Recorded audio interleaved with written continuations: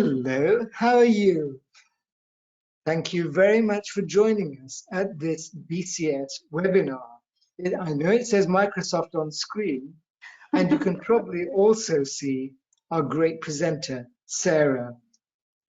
And what we have today is, of course, BCS Central London, North London branch webinar featuring Sarah, who incidentally has been nominated as one of the most influential women in UK tech. So that's truly wonderful. And we'll follow her progress as she ascends the ladder to become one of the most influential women in global tech. But, Pressure. But my name is Darwin. I'm chairman of Central and North London branches. Great group of people, and I really recommend you come and join BCS if you're not a member already. Sarah, for example, has done, and she's a very welcome addition to our ranks. And she is an example of the high-powered reach that we have in BCS, all to do with the world of IT. Well, that's great. I hope you are to do with the world of IT as well. I was looking at an article, which I would have showed you, but I think I'm going to play it safe and not show you my screen this time. The article said, let's face it, you need a holiday. Well, we all need a holiday, don't we? I wonder if you managed to have one. I didn't accept local ones in the UK, and that's not quite the same, is it? But whilst I was there, of course, I caught up with some of my IT reading, and the disproportionate amount of it is about the threats of cyber, of phishing, of ransomware. Hey, a lot of things about ransomware, because that seems to be one of the threats in our IT world today. It's certainly something that we are worrying about, and if not, apart from worrying about petrol shortages, maybe it's something we should worry about. I'm going to stop at that point and just tell you that we also have my great colleague David, who's Secretary of Central London branch, with us, who's doing some of the technical behind the scenes things. But he will pop up when you enter your questions into the Q&A, and David will try to make sure they all get channeled to Sarah so that Sarah can answer them for you. So that's how we all fit together. Now, Sarah, can you tell us, please, something about ransomware? I'll pray that you can. Yeah, well, thank you, Dallam. So, hello, everybody. My name's Sarah Armstrong-Smith. I'm Chief Security Advisor at Microsoft. So, as Dallam was saying, I think ransomware is a hot topic in more ways than one. And it's something that we at Microsoft have become very concerned about with regards to the scale, the ferocity, the change in tactics and techniques. And what I'm going to be talking to you about today is just some of those examples, how the ransomware operators actually work. But more importantly, we have this dilemma about, do we pay or not pay? So we're not going to be going too much into legalities or morality about whether you should pay a ransom or not. I'm going to be touching onto it a little bit, but really the point of this discussion is making sure you don't have to pay.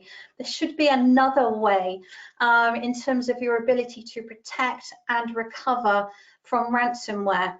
But to start off with, I thought I'd kind of give you a few fun facts about Microsoft. So I'm sure everybody's heard of Microsoft, but at least I hope you have. So Microsoft is 46 years old. Now, when you're thinking about big tech, you might be thinking, well, that's quite old in the big scheme of things. But Microsoft has continued to innovate and continue to think about the future and how we adapt to that. So Microsoft actually went full in on the cloud about 10 years ago. And since then, Microsoft actually has the biggest cloud platform in the world, which is quite interesting. We also have 180,000 people Now, we went up 25% in the last year alone, which is just showing you the rapid pace of change within sort of that digital transformation, cloud adoption, and all of these different things together. So in that sort of last 10 years or so, Microsoft has invested about $20 billion into that infrastructure and that environment. But just in security alone, Microsoft has committed to another $20 billion over the next 5 years. Now, just to kind of put that into perspective, when we think about the size of the cloud and the infrastructure, so Microsoft actually operates over 65 different regions globally. And within each of those regions, there are clusters of data centers that tend to be around those sort of metropolitan city areas, normally for high availability disaster recovery. So we have over 220 data centers, and we're continuing to add more data centers across the globe as well. So to connect all of those data centers together, not only does Microsoft have the biggest cloud platform, it also has one of the biggest wide area networks as well. So we actually lease or own over 165,000 miles of fiber or subsea cables. So each of our data centers are actually physically connected through that fiber or those subsea cables. They are not connected over the internet. So although we provide internet connectivity, from a customer's perspective and their ability to do development or look after their services, we provide high-speed connectivity links and private links into that environment. So when you think about the size of those data centers, size of that network, and it's not just a cloud, we manage multiple different endpoints. We've even got Xbox, we've got Bing, most search engines, and all of those things together. So each day we collect, analyze, and process over 8.3 trillion telemetry signals. Now, just to put that into perspective, at the beginning of the pandemic, that was 6.5 trillion. So in that last sort of 18 months or so, that's gone up over 2 trillion, and it keeps growing. So the more endpoints, the more people are transitioning to the cloud, and the more we get these telemetry signals. And in essence, what are we doing with those signals? Well, we use a lot of machine learning, we lot of behavior analytics to try and understand and turn that into what we call actual intelligence. So all of the infrastructure, all of the technology, all of our customer services, when we're talking about security, goes into that big feedback loop in terms of blocking known threats. But on top of that, it's not just the technology, it's the human intelligence layer. So we have 4,000 people, so we've got data scientists, analysts, law enforcement, all types of different people really coming together and understanding the context of what's going on, what's new, what's different in terms of the type of attacks, where they're coming from, and actually how they're taking advantage of the current situation and the pandemic. And also, just to kind of, Microsoft is also a manufacturer in our own right as well. So in terms of Xbox service devices and all of those type of things, so we actually ship over 70 million different products and services as well. So when you think about the hyperscale of the cloud, and you think about the hyperscale of threat intelligence, all of that information, and what do we do with it? Now, it's that context and that realization about taking everything that's going on across the globe, particularly over the last 12, 18 months, and really trying to understand what is going on and what's different. And really what I want to major in on is that cybercrime and ransomware. So one of our core teams that we actually have in the background is really trying to look at what's new, what's different with regards to the type of cybercrime. So we've got everything from opportunistic people, you know, those what you kind of think about, you know, in their hoodies in their room, in the dark room, right through to organized crime. And it's that organized crime, these criminal networks working in unison, which is what we're really concerned about.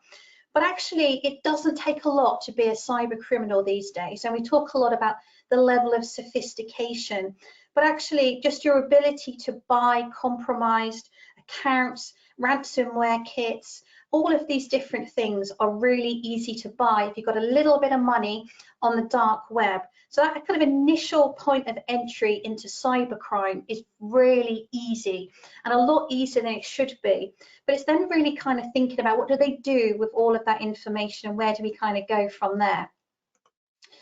So in 2008, Microsoft created the Digital Crimes Unit, and this was all about that realization that we were seeing more and more cybercrime as a result of the digital transformation, the internet, and all of these different types of things. And in 2013, Microsoft actually opened a cybercrime center at our head office in Redmond. And this is really looking behind the scenes, really trying to understand what is going on with this cybercrime and how they're actually utilizing even the cloud, the technology to utilize that crime. So some of the kind of the key things really, it's really about really that kind of understanding, how do we protect customers, how do we protect the environment from cybercrime. Now the challenge is, as we kind of know, is the pace of change is kind of outstripping to a certain extent how much we can keep up with technology. Even attribution, so who is behind some of these attacks, is getting more and more difficult, particularly from a law enforcement perspective. Because they operate across jurisdictions and they operate with multiple different affiliates as well. So even when we kind of look at, that we think some certain level of certain crime has originated from Eastern Europe or Russia or China, we can't say that for a fact because of the way a lot of these groups are affiliated together. So from a law enforcement, a prosecution, being able to put sanctions in place is actually incredibly difficult, but also quite slow in terms of that ability to process a lot of these things.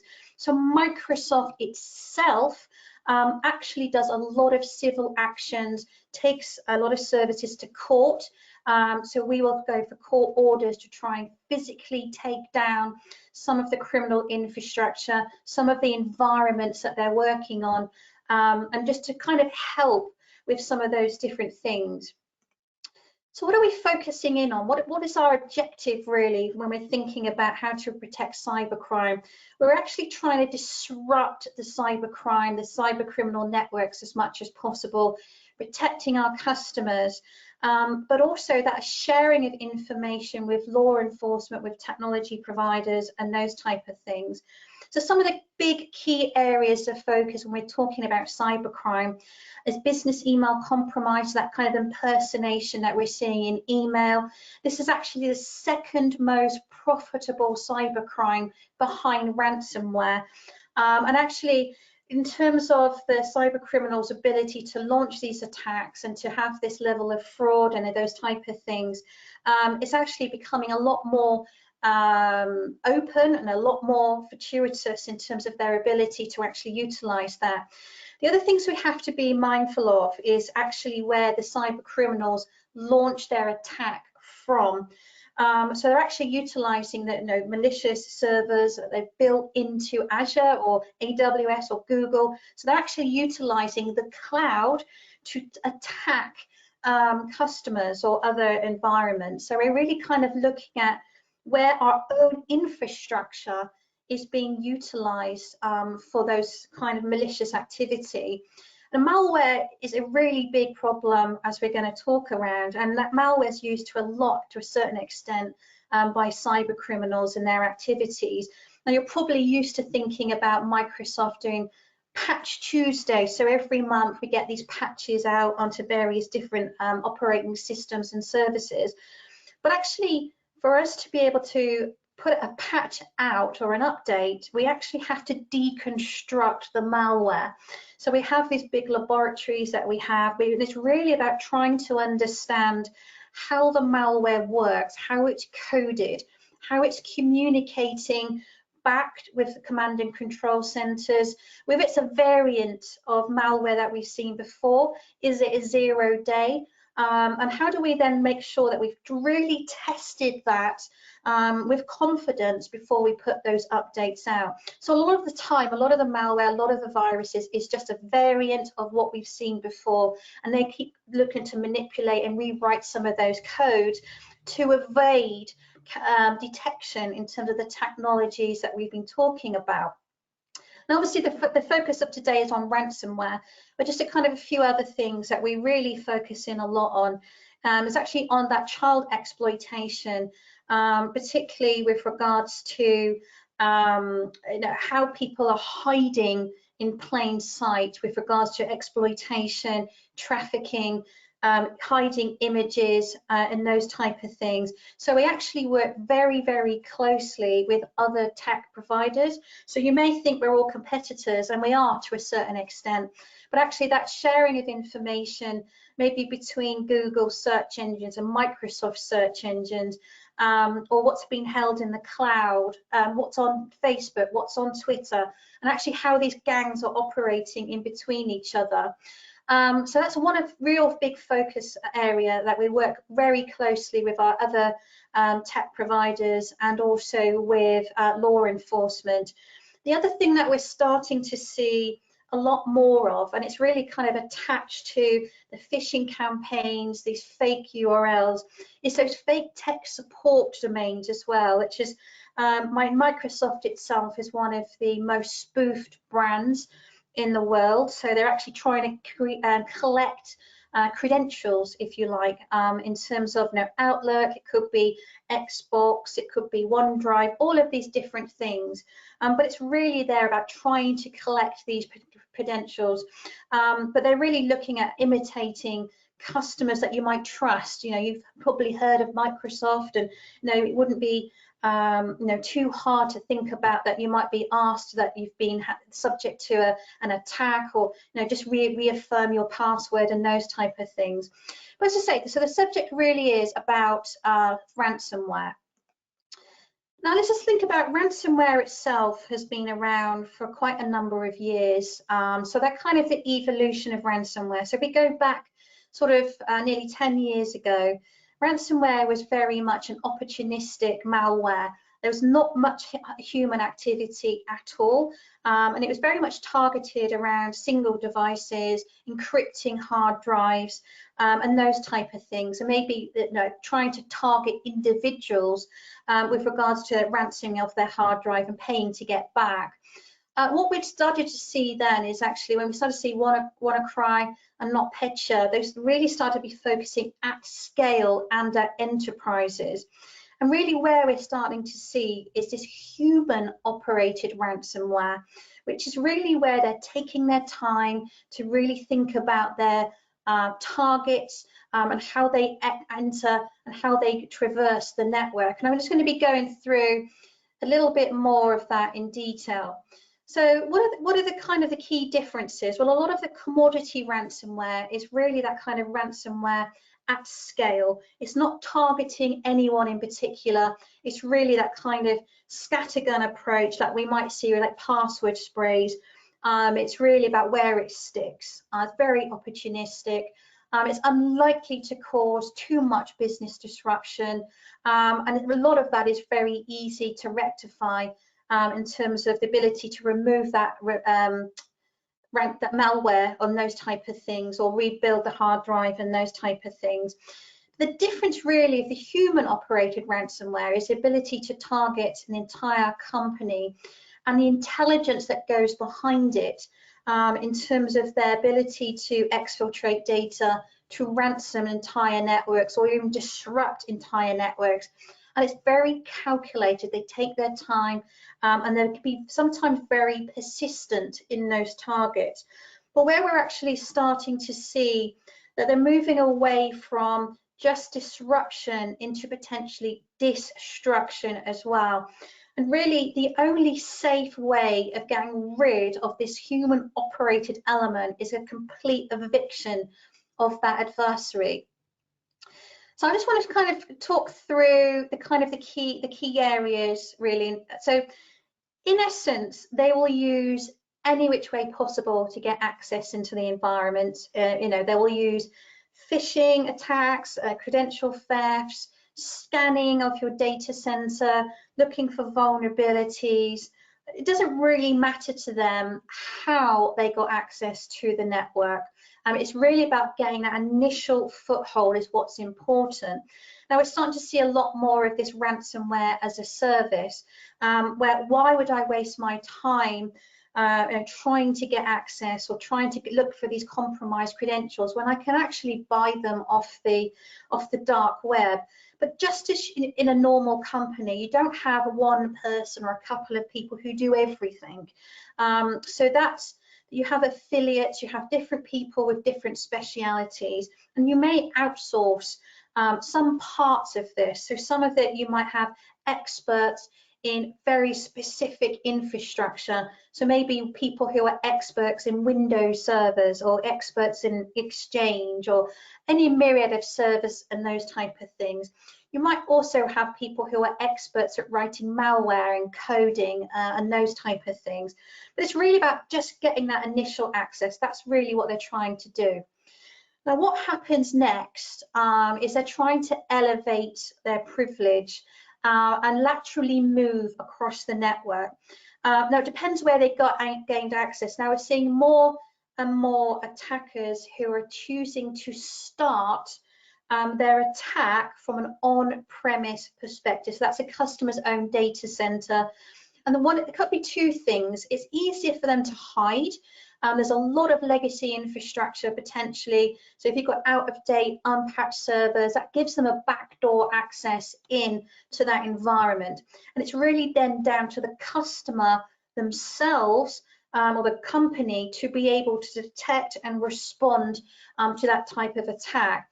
Now, if they choose to launch it in the cloud environment, arguably, like Microsoft or other cloud service providers, has that visibility in terms of the network, the telemetry signals, and those type of things. And that's not to say they're not trying to attack the cloud, but actually we're just seeing that from that starting position is starting from that on-premise where they're potentially hidden for longer. But the ultimate aim and objective is to try and get credentials which give them system access, administrative access into your environment, into your servers, and into your data. Now, how they do that might be a mixture of scripting, so they have a pre-planned approach, and certain ransomware gangs or affiliates and those type of things have their own modus operandi to a certain extent. They will follow a set path and routine, but they may also install additional malware that enables them to get access or have those kind of command and control servers. Now, this part of the attack, they can sit in the network for a very long time. Now, what they're really trying to do is understand our environment. They're trying to understand their security technology, the tools that we've got, whether they're being scanned, what kind of detection and response, how you're logging things. There's a myriad of different things that they're trying to learn and trying to understand. But the point when they have collected enough data to be able to launch their kind of attack, so before they can even think about extorting their money, they have to have exfiltrated some data, encrypted or locked up the environment before they've done that. So they can usually do this sometimes within 45 minutes. So the time that they execute is done very, very quickly because they need to make sure that that encryption, that lockout, that extortion demands and those things have happened so quickly before you've been able to detect it. But as I sort of said, there's a huge raft of work that has gone in before they actually launch the attack. Now, this is where we get into this dilemma about do you pay or not pay. Now, the actual attackers are getting wise to the fact that law enforcement and people are saying do not pay the ransom, rely on backups and those type of things. So one of the things that they are then doing as part of that executing of their objectives is really trying to think about how do I back you into a position that forces you to pay.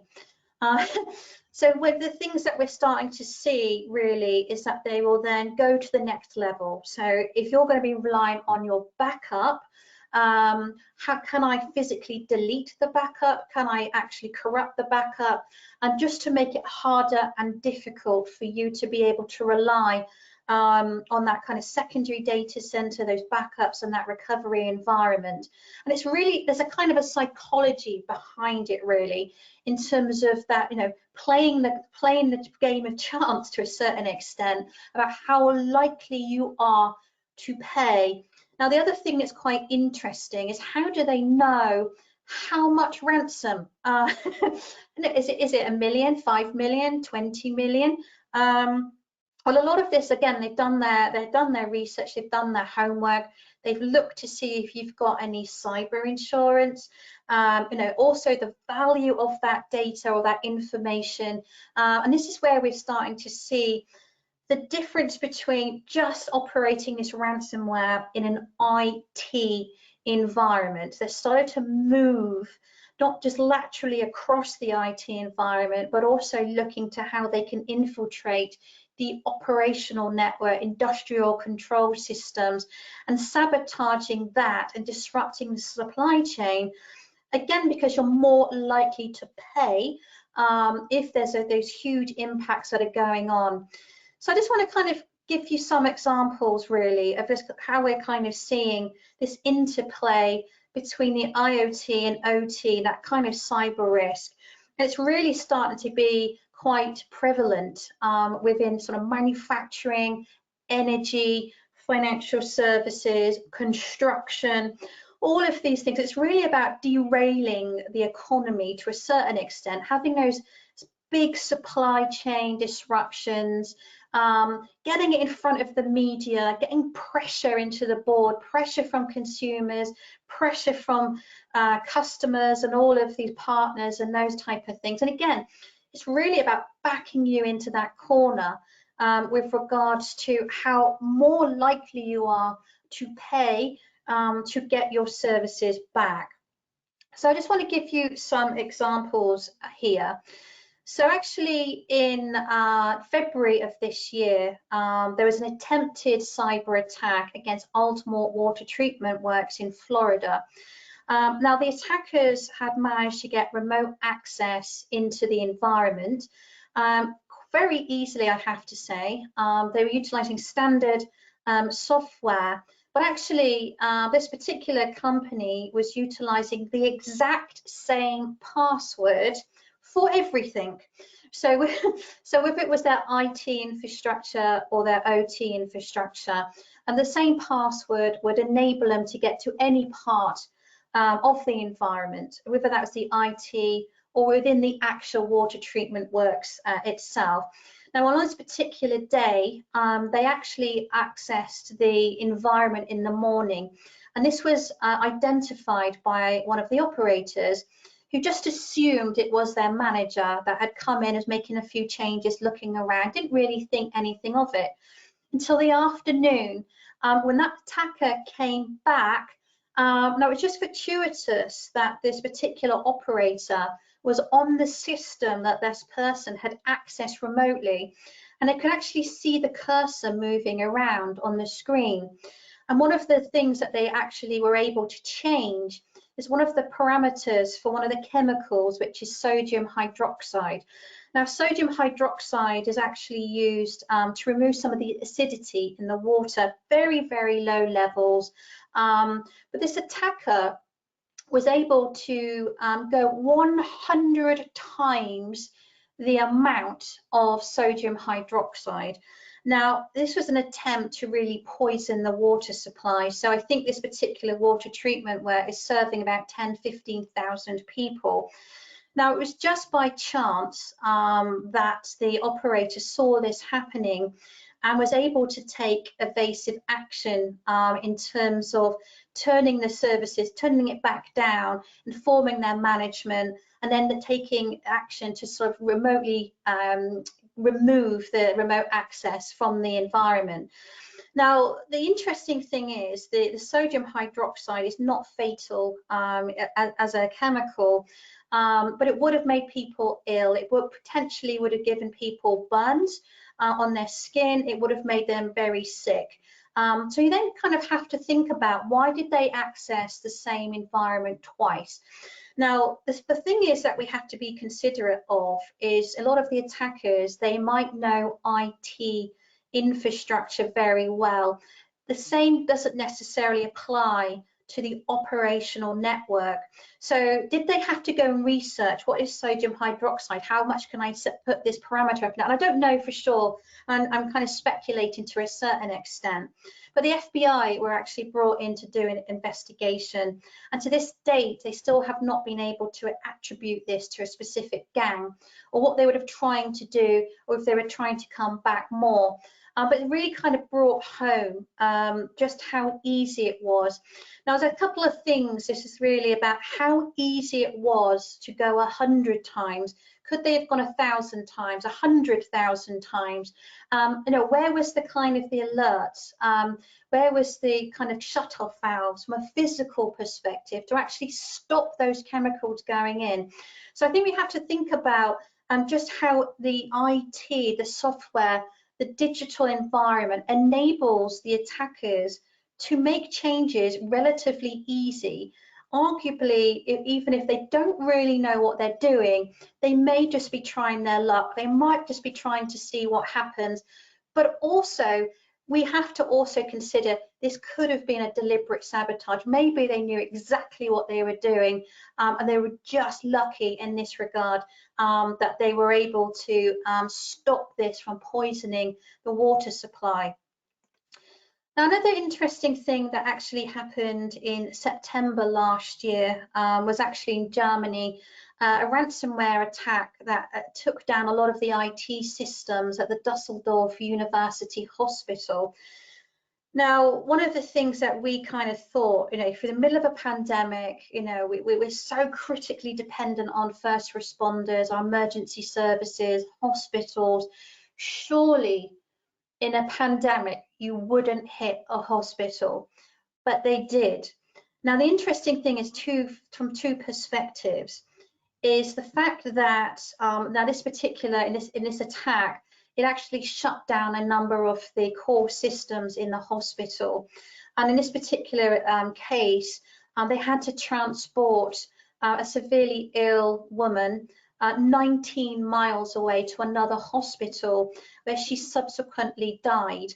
Now, the German authorities subsequently raised an investigation, and we're going to record the first recorded negligent homicide related to a cyber attack.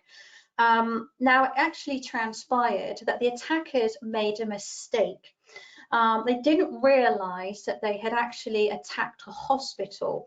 Now, you'll see there it says Düsseldorf University Hospital. What they actually thought they were attacking was the Düsseldorf University.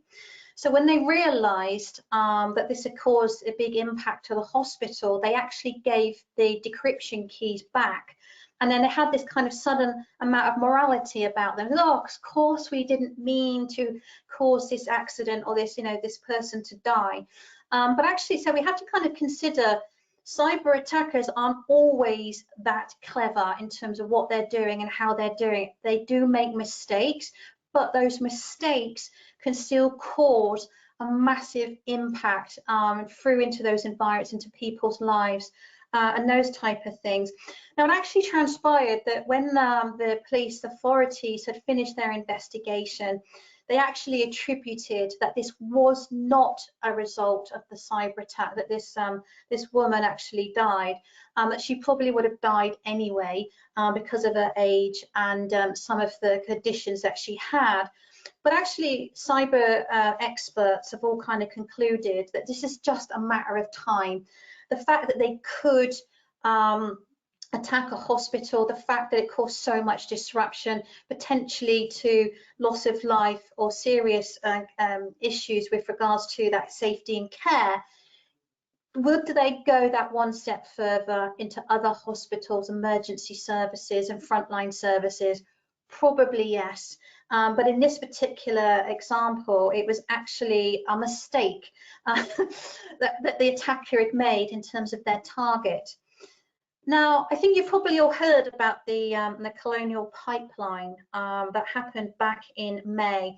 Now, again, the interesting thing about this one was the fact that the ransomware itself was actually targeted on the billing system in the IT environment, not into the pipeline itself. Now, just to kind of put this into perspective in terms of the Colonial Pipeline, it's probably about 5,500 miles long. Predominantly serves the east coast of America with petrol, fuel for planes, and all of these type of things. It kind of connects all of that east coast. I think it provides probably about 50% of all of the fuel to the east coast of the USA. So on the particular day that this cyber attack happened, the company made the decision to shut the entire pipeline down, even though there was no actual impact or no infiltration into the pipeline or that network. They made the decision that they weren't sure whether they were actually in their environment and to what extent. So they shut it down. But also on the same day, they also paid the ransom. So now the ransom itself was probably around, I think they wanted about $5 million in Bitcoin. And they got the help of the FBI to help facilitate this payment. But that actually wasn't the end of it. So although the attackers gave the decryption keys back, it didn't allow them to fully recover the environment. It was very slow, very cumbersome. So it actually took them 6 days for them to be able to bring the entirety of the network back. Now, in this time, the shutting down of this network caused multiple incidents.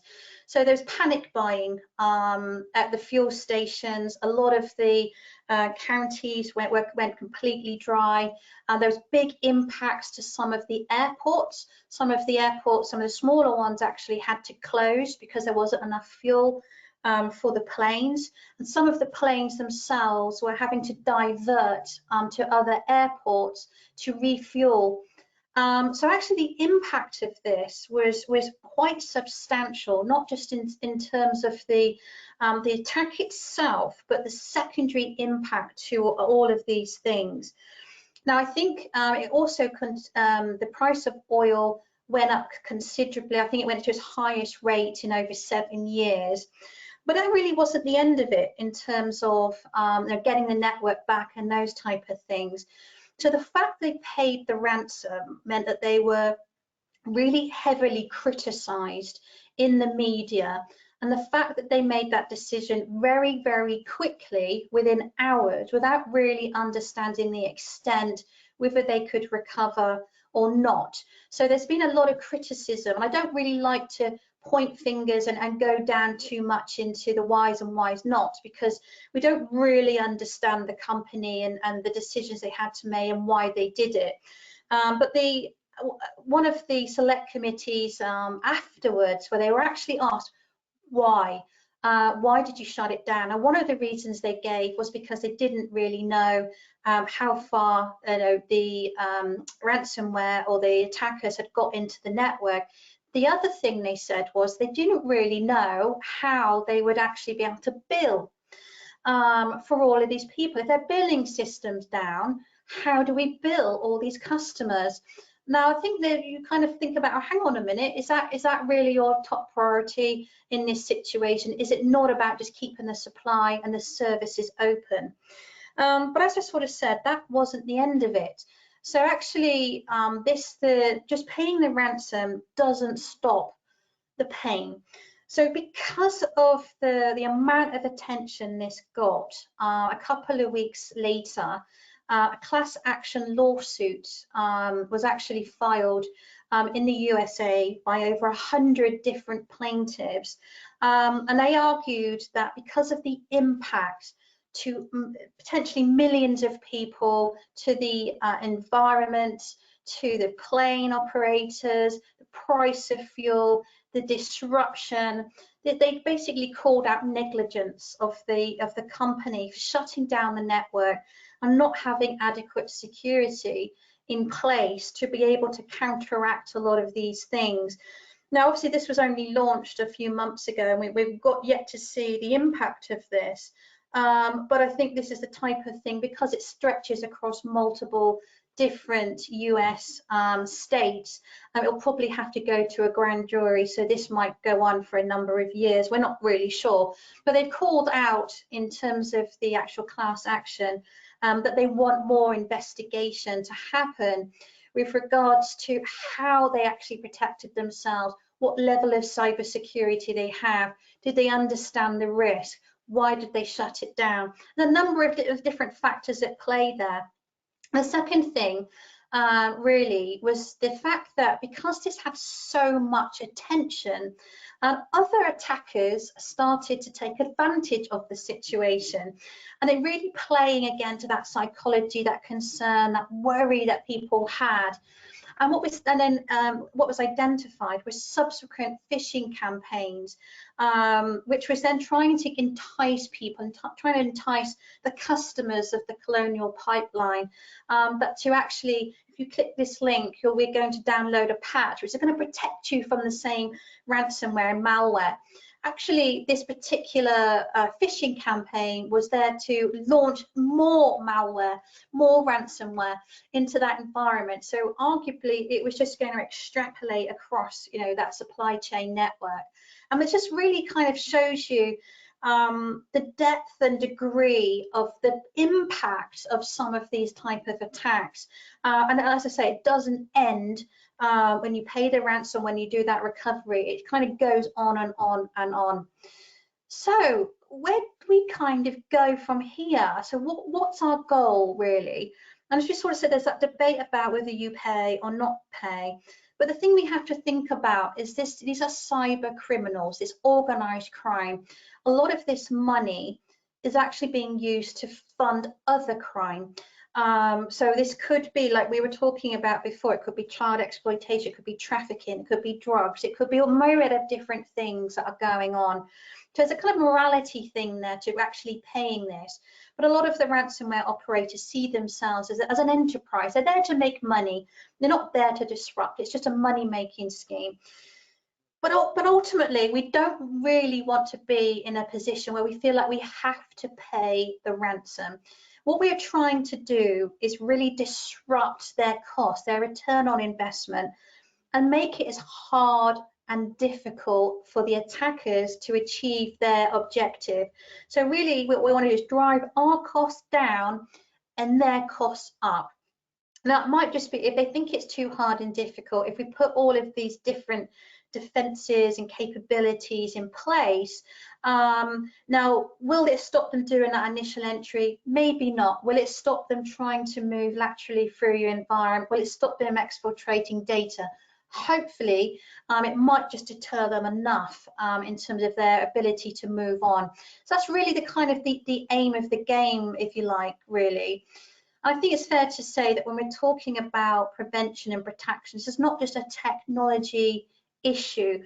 We really have to think about our processes, and we really need to think about how we enable, how we empower and educate our people with regards to the risks that are going on, and just bring it to the forefront of just some of the impact that can happen in the environments that we're talking about.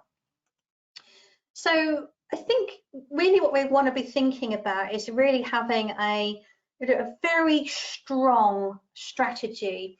Now, you may have heard about the cyber attack that was in Norway Hydro. So Norway Hydro is an energy firm in Norway. So they actually suffered a very severe ransomware attack, which took down a lot of their production services, a lot of their IT environment. They were completely locked out. This is in 2019. On exactly the same day. Now, was it coincident? I don't know. Exactly the same day, they had a new CEO join the company on the same day. And you think, what's the worst that can happen? But the interesting thing was they were very adamant in their strategy, we will not pay. at all. We will not give in to any demands. So over the course of the following weeks, they were very open, very transparent about the actions that they were taking, how they were going to recover their services, and really kind of opening up in terms of that wider environment. So they got to the point where they were even doing webcasts every day and inviting people to come along. So they weren't closed down, they weren't trying to keep it behind the closed doors.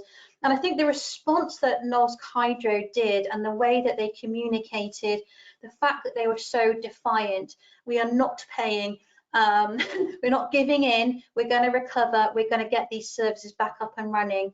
Actually, the cost to Norway Hydro in terms of their recovery and their effort to bring these services was actually around $70 million. So it wasn't, no, it was hard work for them to kind of bring all of these services. They had specialists come in, and they worked very closely with their insurance companies and partners and various different things to try and get these services back up and running. And although they took a dip in their share price, ultimately, because of the way that they reacted and managed this incident, that actually went down very positively with the investors, and they thought it was a very trustworthy, very good company that really kind of put this at the forefront of what they were trying to do. And I think that's really where you're starting. What is your strategy? If you're in the middle of this horrendous situation, and it could be you're in a hospital, it could be you're a bank, it could be a myriad of different things, and your networks are being shut down, what do you do? And you have to be really strong in that strategy and make sure people are aware in terms of, if your strategies do not pay, if you're going to negotiate or whatever those case may be, and be quite clear in what your strategy is going to be. Then the real priorities is then in terms of where do we focus our attention. So when we're thinking about how do we protect our environment, how do we get these services back up and running? Well, the first thing really is we've got to be prepared. So we have to assume compromise. We have to assume that the attackers are going to get in, they're going to do these things. So how do we recover without paying? Now, one of the things, it really comes a lot down to the backups, but just having a backup is not enough, as we kind of said, because one of the things that they're able, if they've got admin access, they can control their backup, they can delete it, they can move it, they can do a lot of these things. So actually with a backup, what's really important is a tertiary, a third copy, an offline copy that cannot be altered, cannot be deleted. And it might be that you have a completely, that's on tapes, it's uploaded to the cloud, whatever the environment, but you have to make sure that you have a separate environment. Also need to make sure that you're keeping logs of any changes and who can make changes to those backup infrastructure. So if you start to see any unauthorized changes, that's alerting you to the fact that there have been changes or attempted changes in the backup. The other part then really is about the data. What are they after ultimately? So most cases it's around data. They're trying to get that data either to give it back to you or to stop you releasing it into the wider environment. And it depends what that type of data is. So we really need to think about, in the wrong hands, what is the impact of this data? So some of this could be highly confidential, highly sensitive information. It could be the latest designs. So for example, if we're bringing out new windows or something like that, we want to defend that, and we don't want it to get out into the open environment. But also if you're thinking about maybe law firms and the type of legislation and all of these things that are going on.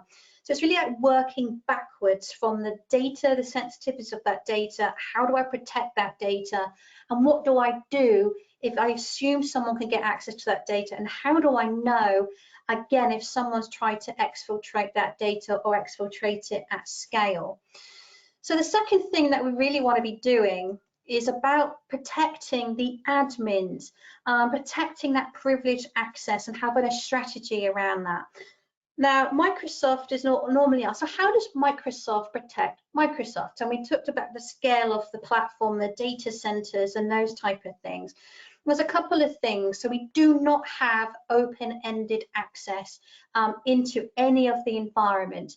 And the admins have got a very specific task and very access to specific resources. So even if someone was able to get access into that administrator, they can only do a certain amount of things. They're quite stuck. But actually, so we have just in time and just enough access. So if something's only supposed to take 5 minutes, you only get given 5 minutes access. It's all recorded, then it gets shut down. But the other point really is that in terms of then privileged access workstations, so you can't go from the same laptop or device that you would access your email or your internet applications and then traverse into the production environment. You're not allowed to do that. We have a complete gap in terms of your ability to actually get access into those highly sensitive areas. The second point really is then about that detection and response, and that's the ability to detect and respond across the entirety of the network. Now, some of the challenges that we see potentially with like point solutions is actually, can you track and trace from the point of entry, what they did, how they did it, and those type of things. But also the investigative capabilities is really important to be able to tell that story, but also being able to track whether there's been any changes in logs, deletion of logs, anything that doesn't quite look right. Really should be flagged as soon as possible. And it's really kind of that time is of the essence when we're trying to really consider how quickly we can detect and respond to what's going on. But really what we're trying to do is slow it down as much as possible. So even if they try to elevate their privilege, they'd have to do that multiple times over potentially to get access to different parts of the network. And it might be that they just kind of say, you know, it's too hard, it's too difficult. I might be able to do something, but is that going to let me achieve my overarching objective in terms of what I'm trying to do? So the other priority then really is about how do we make it as hard as possible to get them in the environment in the first place. So this is thinking about that remote access protocols.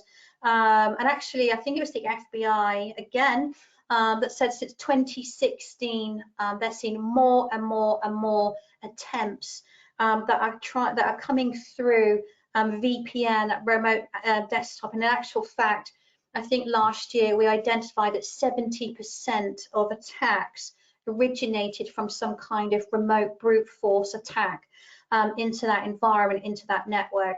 So we really want to be thinking about how we manage, how we control that remote access environment.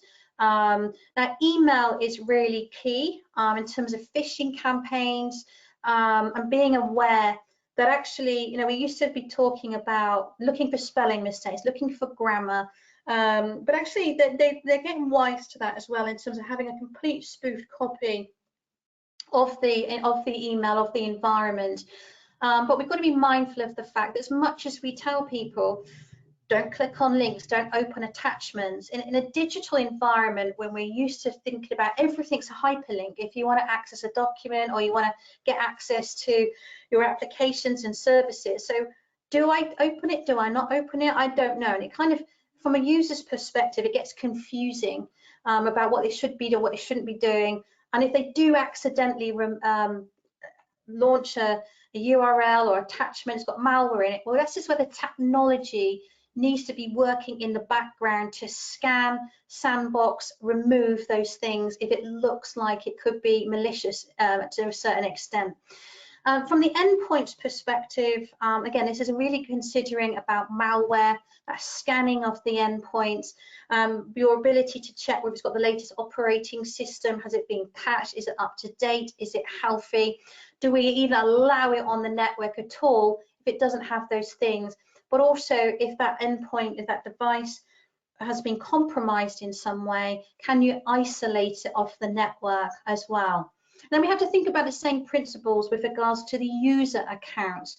Now, one of the things that we consider is actually, again, similar sort of thing to the privileged access, is too much access, too much privilege. And that this can be around, some people who've been in the company 20 years, they've moved between jobs, they've moved between departments, potentially their level of access hasn't changed, it's just been added to. So being able to get access to some of these accounts and their ability to access very different services, having different privileges, is really something to be considered as well as the segregation of duty. In terms of, we think about that operator and their ability just to be able to, move things up and down at will without any secondary authentication, authorization, and those type of things. But the number one thing that we always talk about from a user's perspective is really about having multi-factor authentication. So if we say the vast majority of attacks that are coming through, the most common attacks, not just from a ransomware perspective, but really are phishing, credential compromise, and those type of things. So we've got to be mindful then about how we utilize that. So what we've done, I'm not going to go through this in detail, but our concern with regards to this ransomware, this human-operated ransomware, we're very concerned about it. And we want to make sure that people have a plan of action, where to start, what should I be doing, what should I be checking, what parameters should I have. So actually, we've created this PowerPoint pack that you can actually download off the Microsoft site, and we'll make sure the link to this is actually in the recording as well.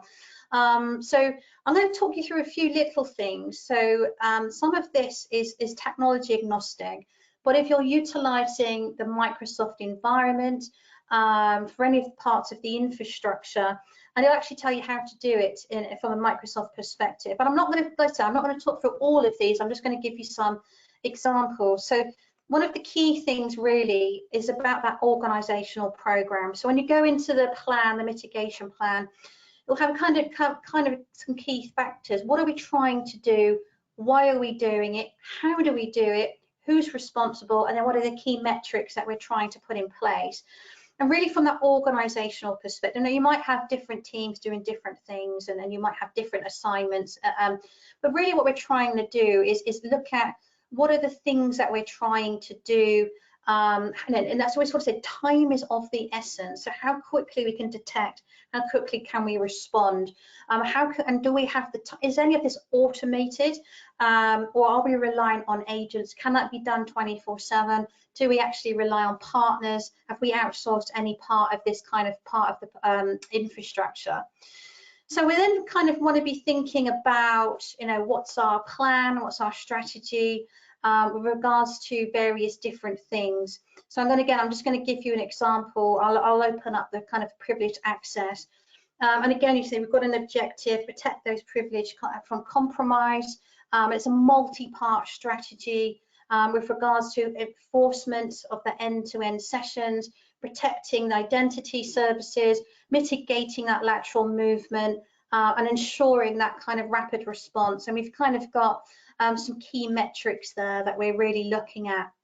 And as I sort of said, a lot of this, although it will show you how to do it in a Microsoft environment, it doesn't matter if you're utilizing different technologies, different tools, those type of things. It's really just about having those principles and your ability to check whether you can, if you've got the capability there, if it's a risk, and then you have to increase your monitoring and those type of things. So one of the other things to really think about then is actually how do we educate the people? How do we make sure that they become our strongest link? Now, I have a real problem of blaming people and blaming users and calling the weakest link, because the problem is not the people. The problem is the process that supports the people or the technology. But we do need to make sure that we don't look at IT and OT as two separate things. We need to bring that together and have that culture where we can understand the challenges and the interconnectivity between the two. So if I was to be able to access any part of this environment. That's from the OT to the IT, the IT to the OT, whatever the case may be. And I can make those changes. What's the impact? Do I have the visibility? Do I have the ability to shut those things down? Do I have the ability to put physical barriers in place?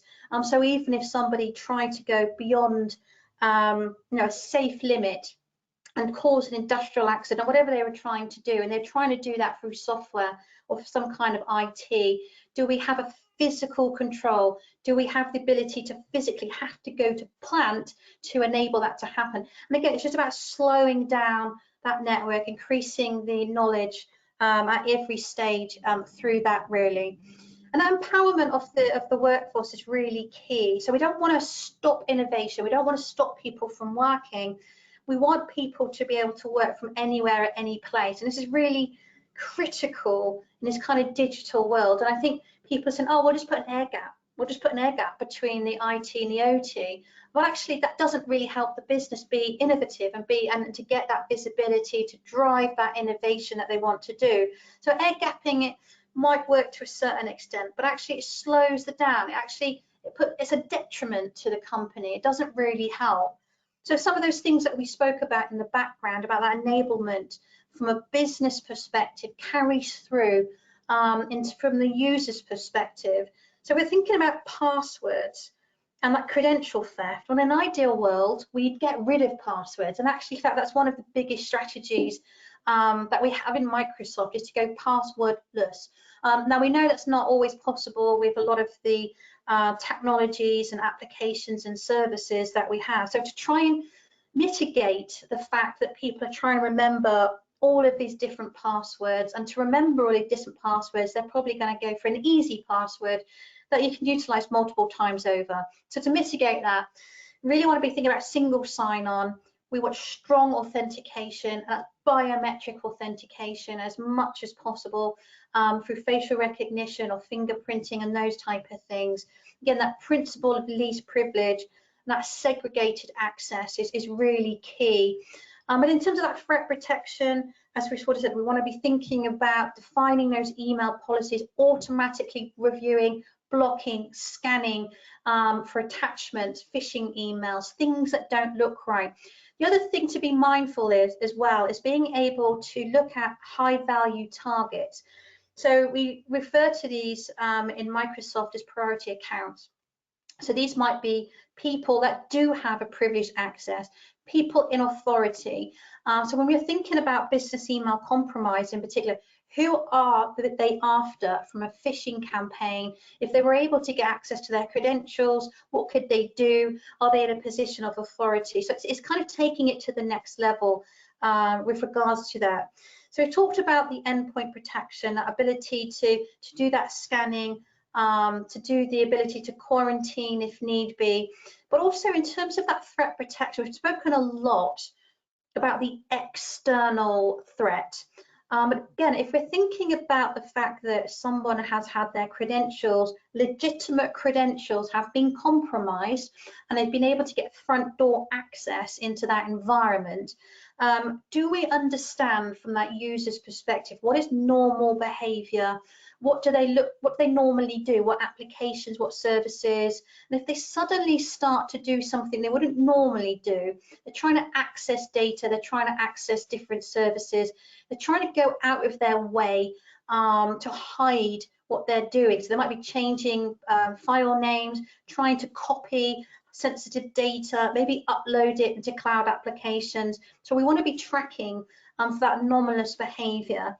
But also things like impossible travel as well as high risk. So how could I be logging in from the UK and from India at exactly the same time? I can't. I can't do that. So is that indicative of a compromise potentially? And as we sort of said, then blocking and automatic blocking those known threats. Or do we have to kind of put some of these things in front of our analysts to have that review? And that information protection, again, is really important about understanding the data, how sensitive that data is, where does it live? Now, that's really hard to know in a digital environment, because it could be in a myriad of cloud applications, it could be on-prem, it could be on the public cloud, it can be on devices, but the data's kind of here, there, and everywhere, and it's really that understanding of the type of data, with how confidential, does it need encryption? Do we need to limit the access to that data? Do we need to kind of put some kind of data loss prevention? Now, DLP used to be thought about the last point of exit from an email perspective, but actually it's much, much more than that. So we want to be able to stop data from going on a USB stick, stop it being uploaded to Dropbox, stop it from being copied or printed. But also we want to make sure that's being done real time, because it could just be people don't understand the policy. They don't, maybe we don't even have a policy in place, but this is that real time being dynamic is what's really important. This is where we're trying, again, that speed is of the essence in terms of that threat protection, that anomalous behavior, you know, what to do if it triggers anything in this sensitive data. And it might just show us that actually we need to refine that policy and those thresholds, and it's okay, it's legitimate. We don't know, we don't always know, and so that's why we have to assume compromise at every single point. Now, from our Microsoft detection and response, so this is where Microsoft are asked to help customers.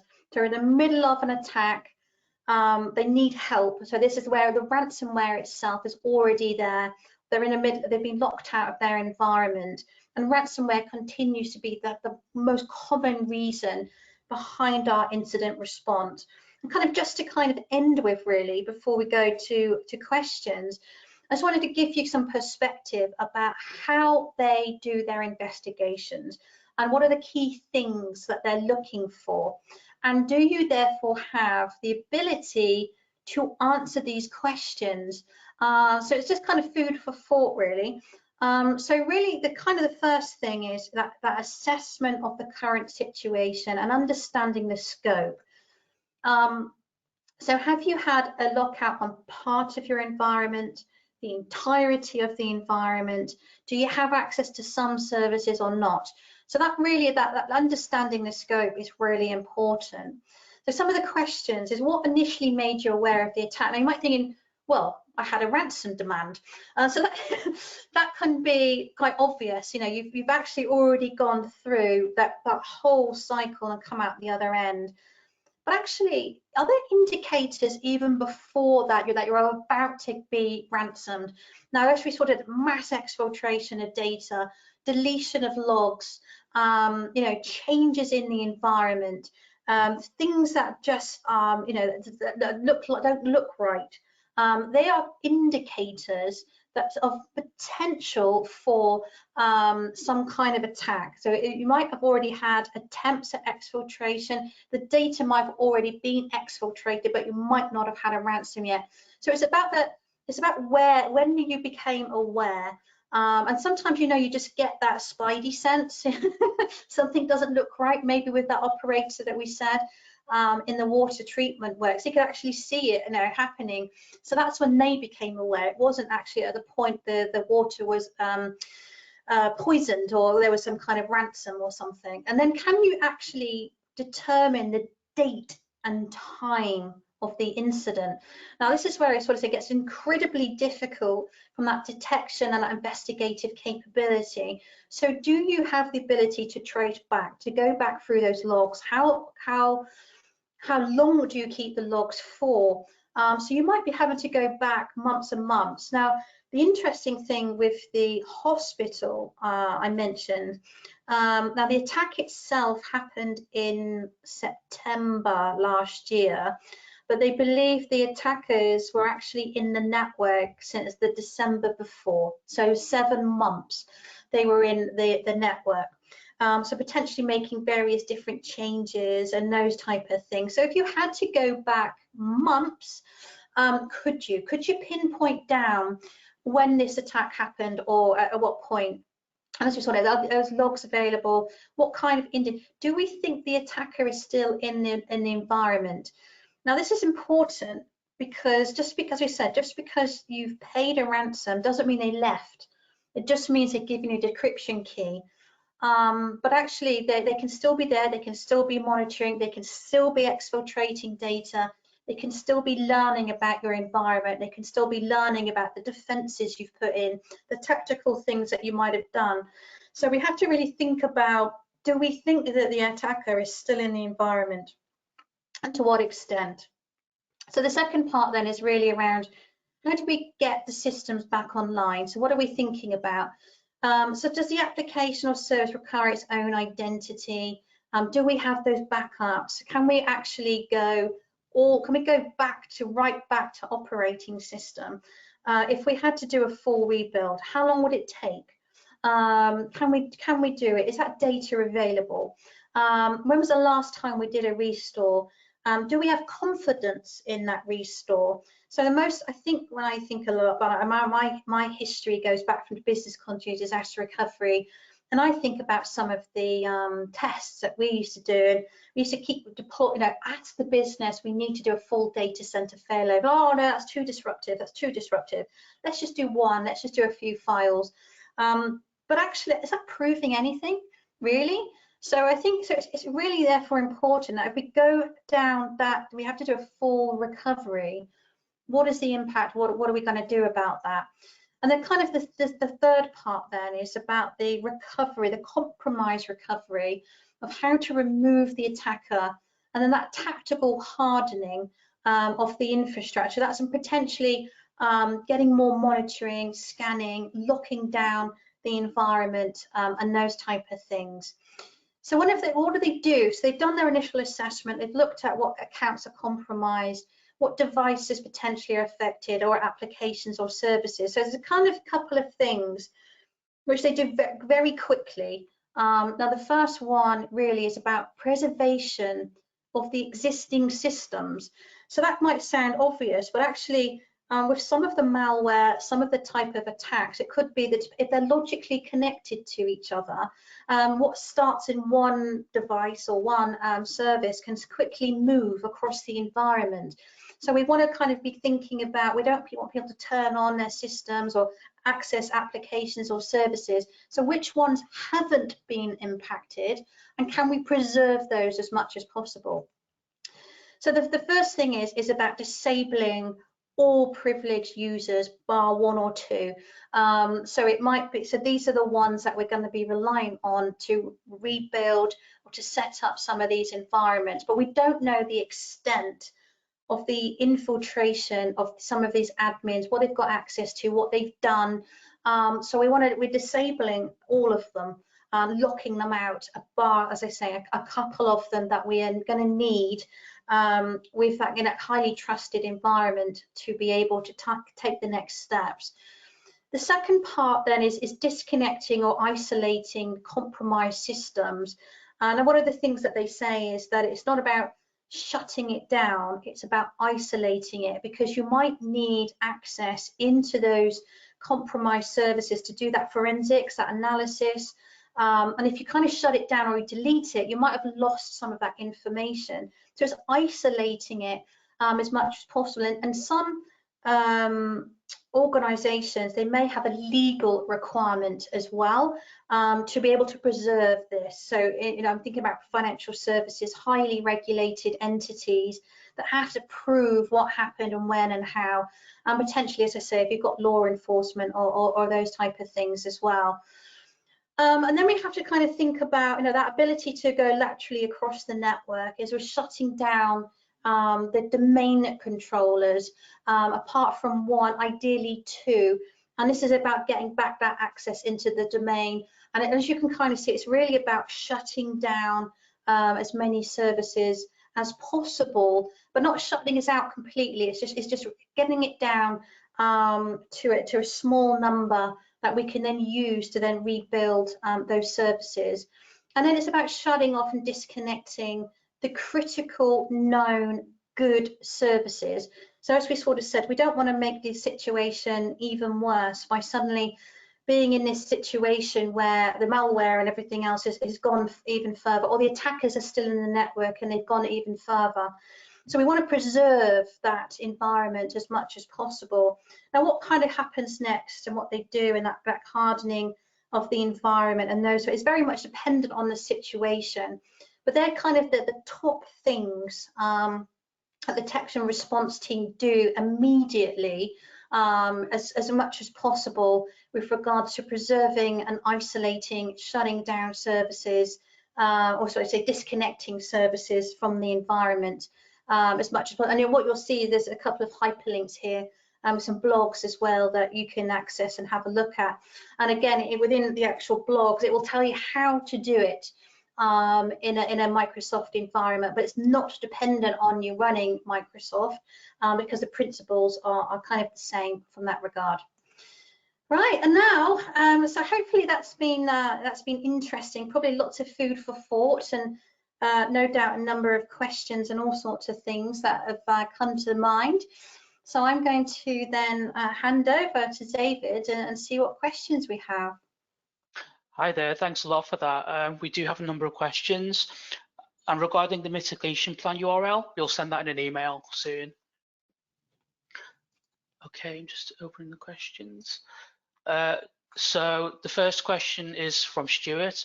What is Microsoft going to do to make Active Directory more resilient to potential compromise? Oh, well, it's a key area that we're investing in, but we're investing in all technologies in terms of that resilience and redundancy.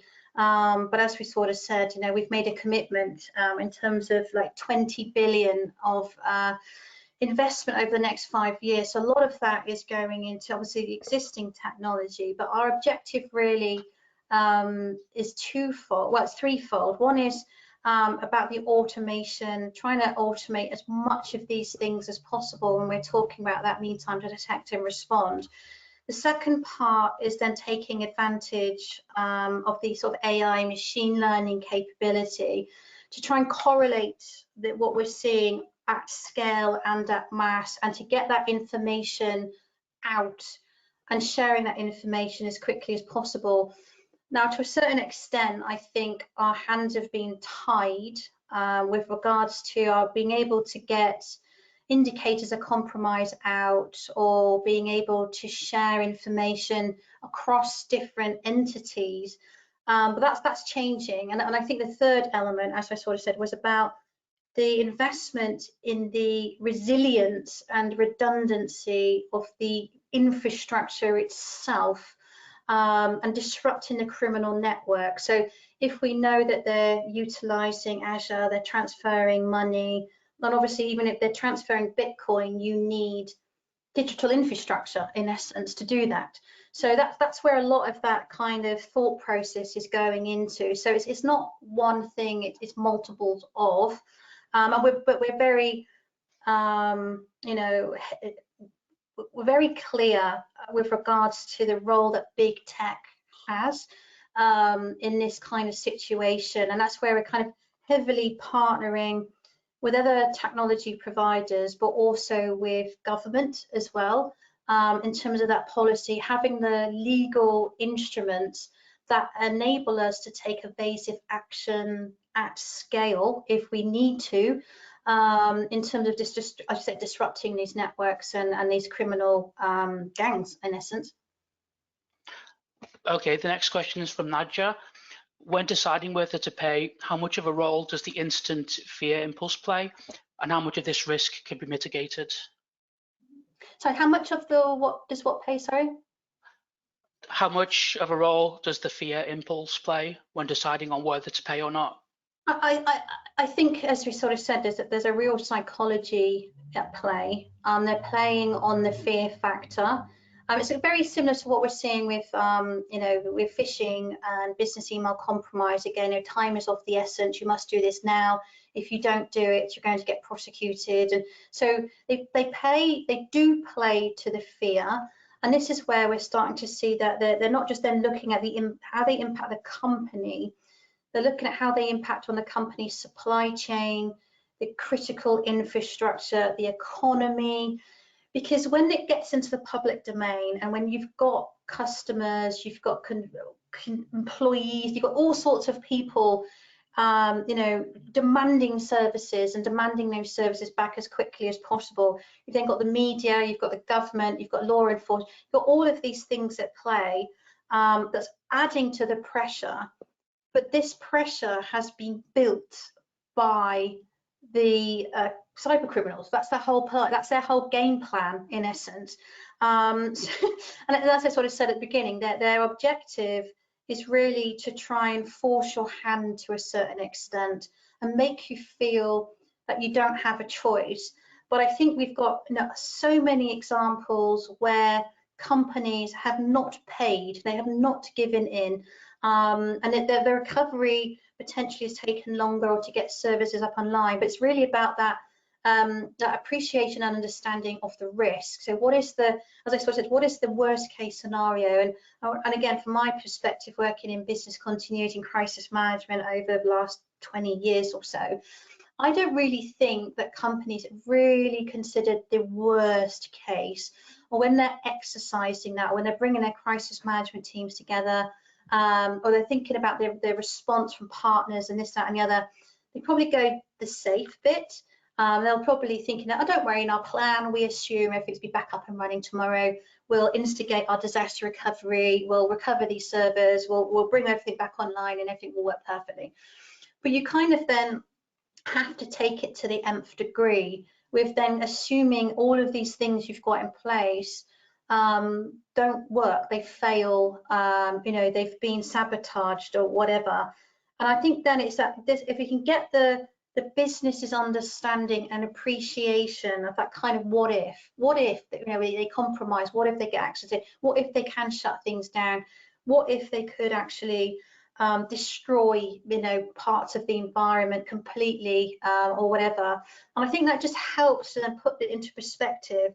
So we don't want to kind of be this big doom and gloom, but I think that the reason why we have made all of this stuff public, and the reason why we're concerned about it, is the way that the criminals are coming together, and the way that they're kind of they're almost kind of operating as an enterprise, but they're operating across jurisdictions. They're kind of coming together, and it's that kind of that scale, and that being able to operate with multiple different affiliates, to be able to move money, to do all these different things that they're doing, means we kind of have to up our game, and that means up our game across the board.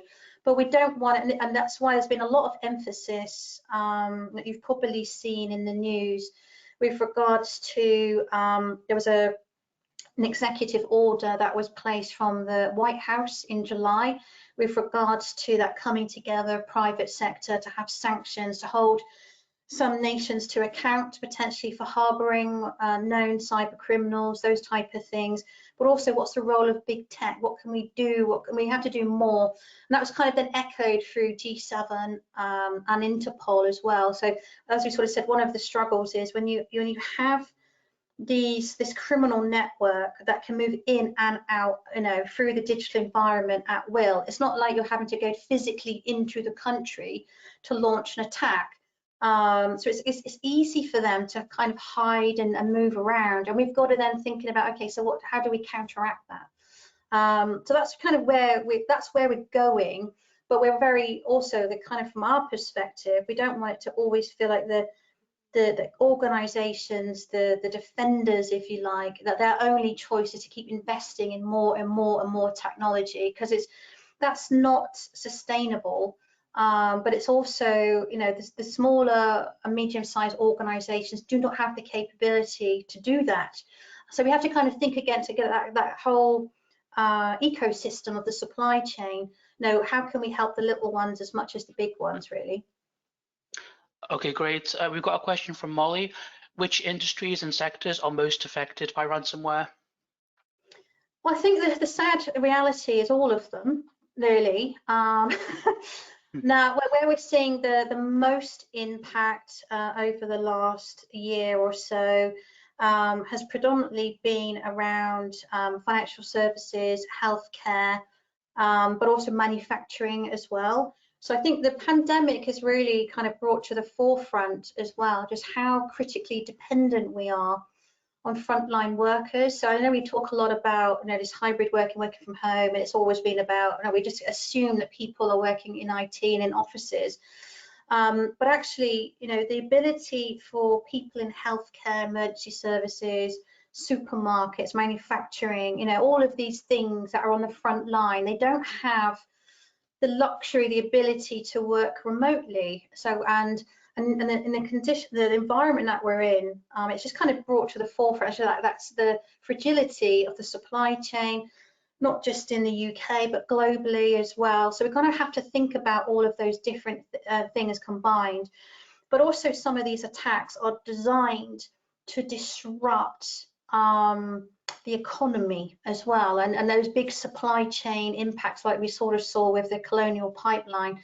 It had a ripple effect with regards to the fact that, if you're having to shut airports down, and I think some of the states, they're almost completely dry of fuel. We're probably seeing that now, actually, in the UK, aren't we? Just what that ripple effect is from something that's triggered through a failure on attack, and just how the impact that has. And therefore we kind of have to think about all of those different things combined. It's hard and it's difficult to kind of think about that scale, but that's kind of the reality, sadly, that we're in. Okay, we've got a question from Stephen. So you spoke about the Colonial Pipeline attack. Apparently the FBI were able to recover some of the Bitcoin ransom. Is that something that's feasible in these instances? Yeah, I think what was quite interesting, they haven't actually said how they did it. So they were able to get access into, they got the private key of the ransom account. So they haven't said how they did that. No. So that's one of the myriad things that the FBI have. But they were able to get some of the money back. So yeah, just to be clear, the attackers didn't suddenly have some moral thing like and give money back. The FBI took it back. But I think there's been some analysis, even with regards to this particular ransom operator, that when they've been able to do some analysis, they've been able to sort of say, I think they sort of said they had about $90 million in Bitcoin, which obviously this particular ransom was around $5 million, give or take. So that means that they've been able to get millions of dollars from other people, from other companies, and how much of that has kind of gone under the table in terms of companies not wanting to admit they've had an attack or they've paid a ransom, of those type of things. But as we sort of said, the problem is when you're not open, when you're not transparent, when you make these decisions, all you're doing is fueling this endemic. So and obviously that's fueling that ability for them to then recruit affiliates, in essence. So as I was sort of saying, is that they might have experts who are maybe experts in a particular infrastructure environment. But actually, if I want to know how do I attack an industrial control system on an oil pipeline, you might need to have someone who's very specialist who understands that. So this, but that money just gives you the ability to recruit more, more people, or do more disruption. So I think that's the problem. Is I do understand, and we're not here to kind of say don't pay, but because we know there's a pressure there, as we sort of said, but that's the reality of when you do pay, you are funding organized crime. And I think that's the problem. And it's then, as I sort of said, what's that money then being used for? And it just ultimately makes the problem worse. And it just means that the next attack they launch, they've got more resources, they've got more capability, they've got more malware, they've got more things at their disposal to then take it to the nth degree. So that's the thing that we have to be mindful of. As much as we want to kind of get our services back, there's no guarantee that we can get it back. There's no guarantee they're not still in our network. And obviously, like I said, we're funding potentially other crime. Okay, well, we do have a lot of questions remaining, but we're running out of time now. So I'll just do one more question. So this is from Ian. Are the considerations to prevent cyber attacks different between nation states and the cyber criminals who are looking to make money? Yeah, but they're acting very, very similar. I mean, I think one of the things that we look at from a nation state perspective, it was all about stealth. And obviously the espionage, they're collecting the information. They want to stay in your environment as long as possible without being detected. So really they're not trying to exfiltrate huge amounts of data, you know, in one go, like we were trying to do with a ransomware attack, because then you're more likely to get noticed. So they might be just looking and watching and doing those type of things. The difference that we've seen is, again, a level of recklessness, potentially, that they're willing to go that one step further, not just watching and looking and whatever. And I think that what kind of brought this home was the SolarWinds attack.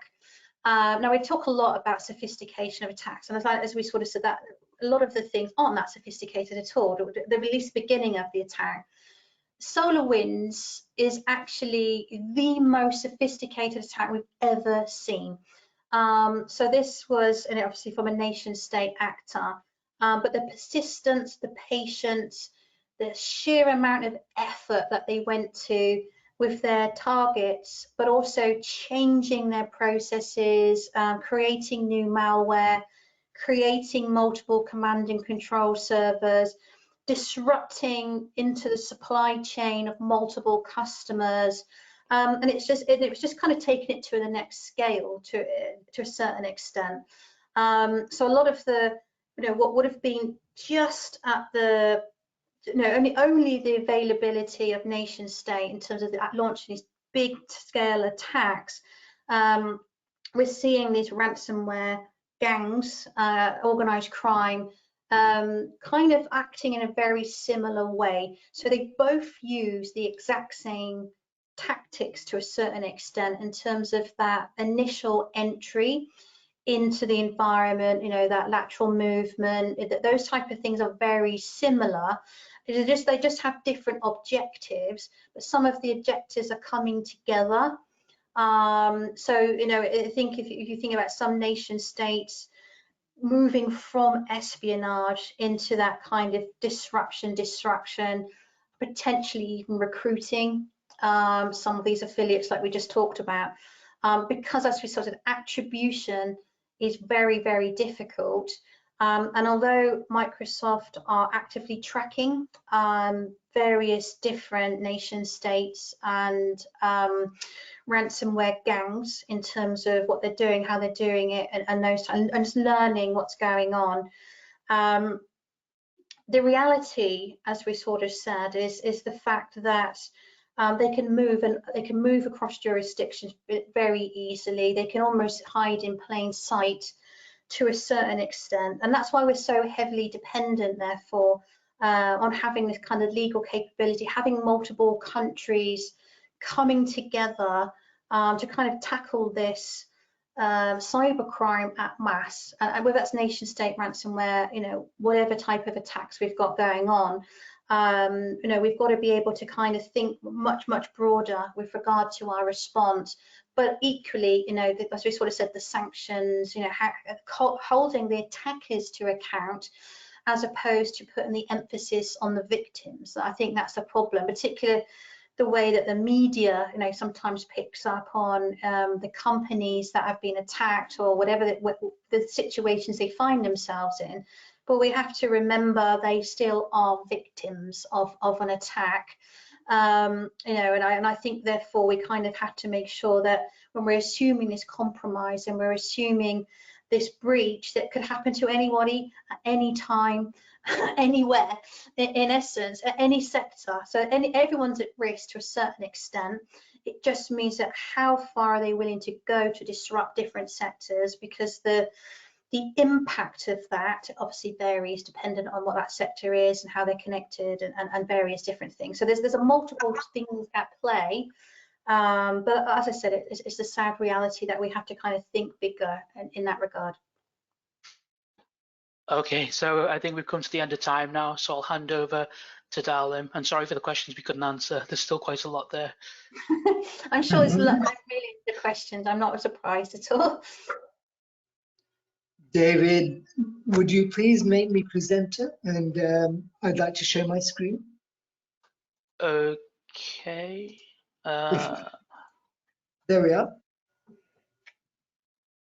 And now I'd like to share my screen. We can see it. Excellent, good.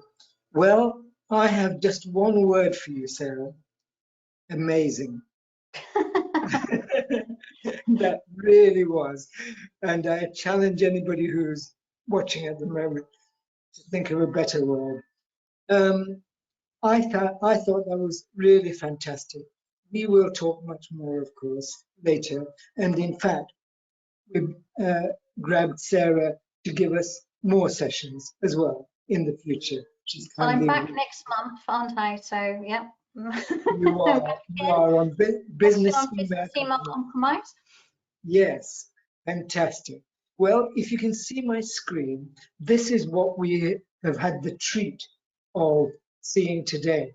And I, for one, am going to have to watch the video of this, play it slowly, and just absorb some of the great messages that we've given during this session. So there's something for everybody who's listening. We are videoing this session, and this will be shown to Sarah for her approval. And when she says yes, we'll make it available via the website, via the branch website. So that's that. We've seen ransomware, a great exposition of it by Sarah. But of course, you might have seen Sarah earlier when in May, she did a women's inspiration session for us, which is another of the themes that we've been running at Central and North London branches. And we learned quite a lot of about Sarah's interests during that session, as opposed to her Microsoft work and so on. Both fascinating. So do try and catch the video of that. Sarah interviewed by Chloe. It's on the website. Check it out. And on the same theme of women's inspiration, our next one is going to be on the 6th, next Wednesday. And that is another wonderful role model, Wendy Mars, who is the Senior Vice President and the President of EMEA. I didn't know what EMEA was, but apparently it's Europe, Middle East, Asia, Africa, and Russia. That's the R. And Wendy will be telling us something about herself under questioning and so on by Chloe. So Wendy is also a great advocate of diversity, inclusion, innovation, and all those other things. Do come and see Wendy next Wednesday. And if you want a break in between, we've got something which I've built for seniors because we've timed it as 2 till 4 p.m. in the afternoon at BCS London office. So it's basically a chance for seniors and other people who've been feeling isolated, cut off, etc., to come and get together with a cup of coffee and with some other like-minded people for a couple of hours in the afternoon. We've actually got 3 of these in October. So if you get the chance, come along and let's meet. Let's have coffee and chat. And innovation is something that we look for all the time, don't we? And there's some tremendous examples of it that Sarah's been talking about here. And it's one of our other initiatives that we've got in Central and North London branches. So our good friend Kate, member of the committee, has published this Innovation Hub newsletter, and she's looking for more innovation hubs where she can go and learn about them and then publish more editions of this newsletter. So let's innovate. And if you know Innovation Hub, get in touch, tell us, and we will have more about that too. And of course, the theme that we've been running for the last couple of sessions is about eco as we head inexorably towards November and COP26. And so our green initiatives have been doing overtime and we've had a couple of events on that. We will have many more. So those are some of the things that we've got that we're majoring on, and we want to invite you to come and join us in participating.